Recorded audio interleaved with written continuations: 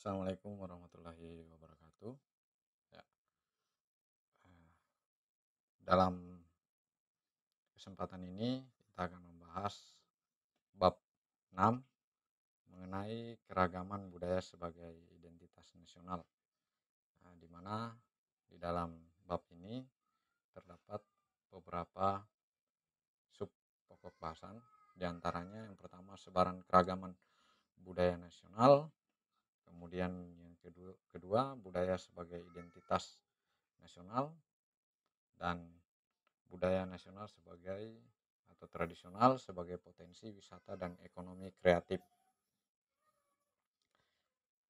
Selanjutnya yang kita bahas pertama adalah sebaran keragaman budaya nasional.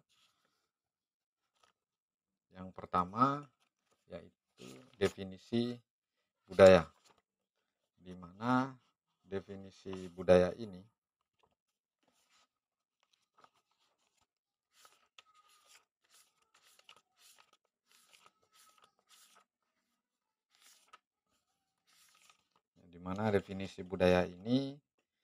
yaitu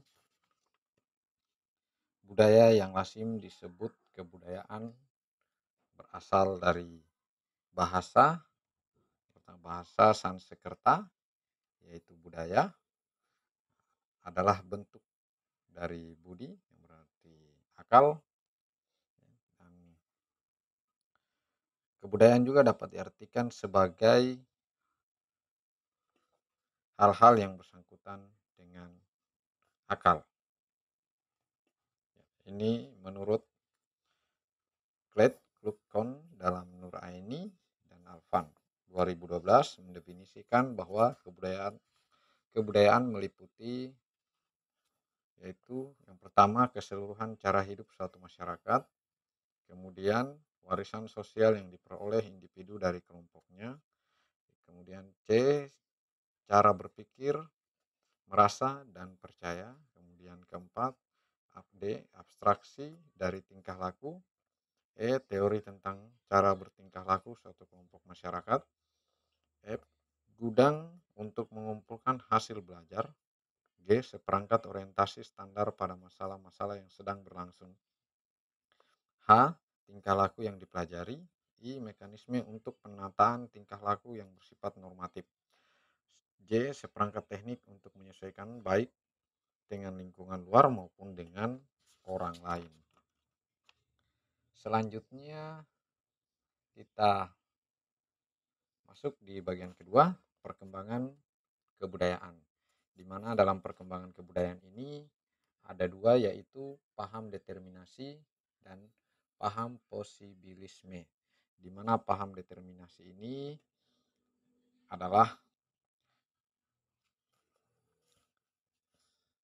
adalah memandang manusia sebagai figur yang pasif sehingga hidupnya dipengaruhi oleh alam sekitarnya.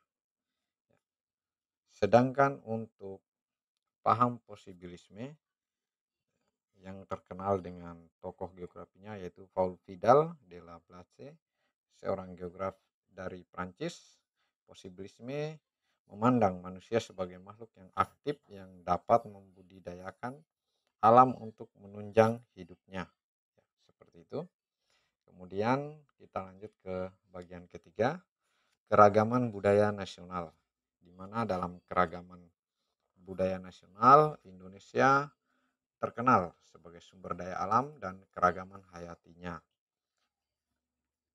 Kurang lebih dari 300 suku bangsa di Indonesia dengan 726 bahasa daerah, rumah adat setiap suku bangsa, pakaian tradisional, kesenian, agama tersebar di seluruh Nusantara.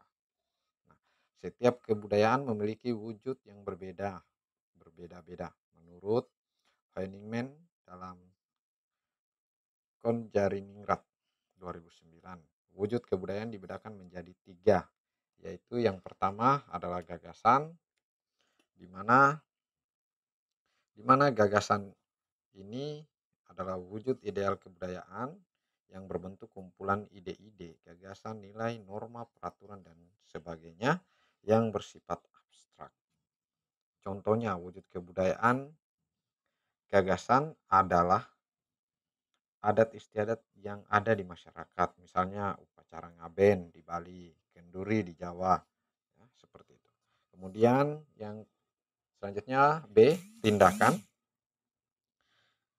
Tindakan yaitu suatu wujud kebudayaan dengan sistem sosial tentang tindakan berpola dari manusia itu sendiri. Sistem sosial dalam masyarakat merupakan suatu tindakan yang berupa interaksi, bergaul, berhubungan antara manusia menurut pola-pola tertentu berdasarkan adat istiadat yang berlaku. Selanjutnya bagian C, kebudayaan fisik. Kebudayaan fisik ini berupa kebudayaan hasil karya, perbuatan, dan aktivitas manusia dalam masyarakat. Ciri khusus kebudayaan fisik ini dapat diraba, dilihat, dan difoto. Misalnya, masyarakat Tanah Toraja memiliki budaya yang berbeda,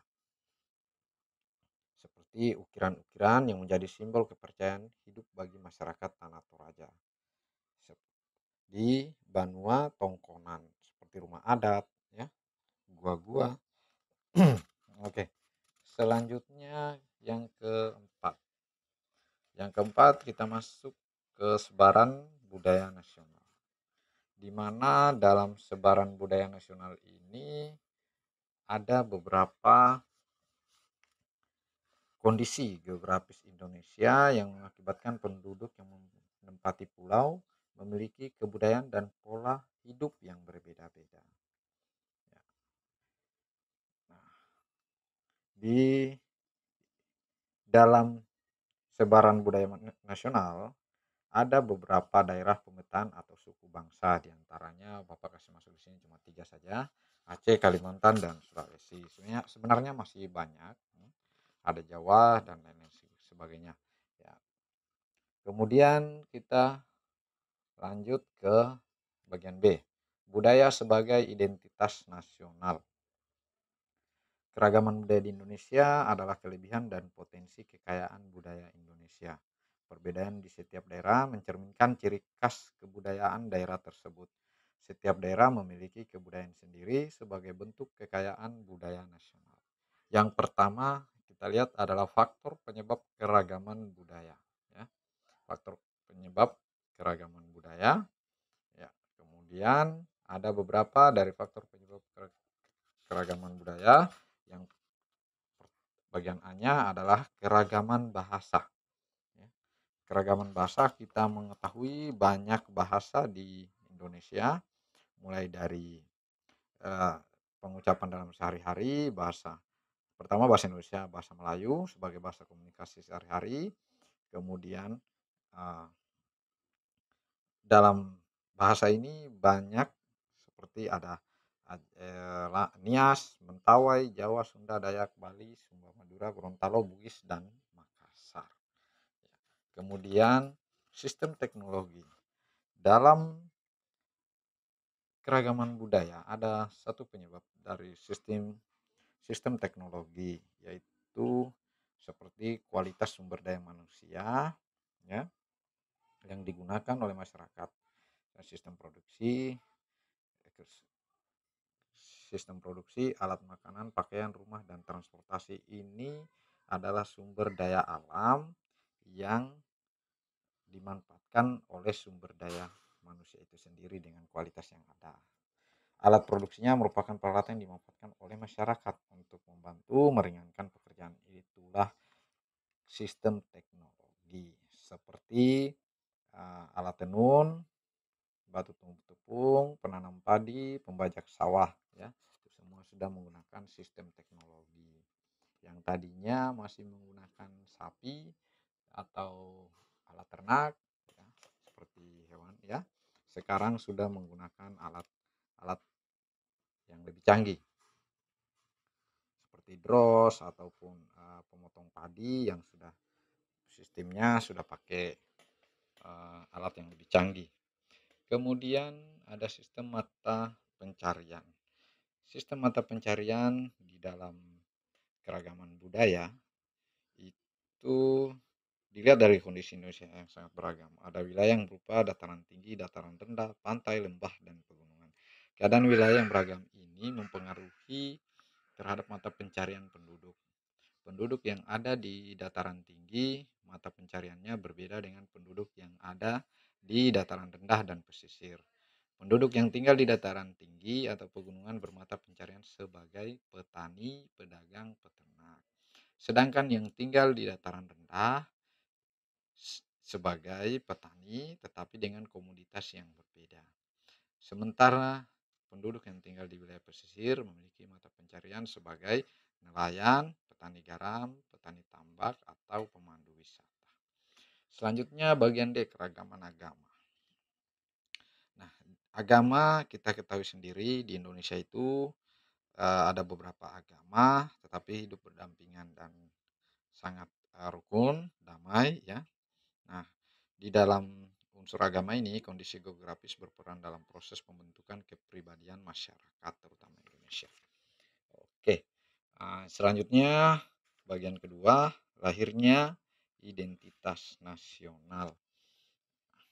Identitas bagi suatu bangsa merupakan sesuatu hal yang sangat diperlukan untuk membedakan ciri khas negara tersebut dengan negara lain. Ciri khas suatu negara disebut juga sebagai identitas nasional.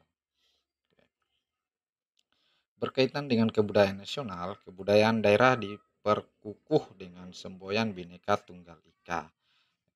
Kebudayaan sebagai identitas nasional dapat diartikan sebagai jati diri bangsa atau kepribadian bangsa.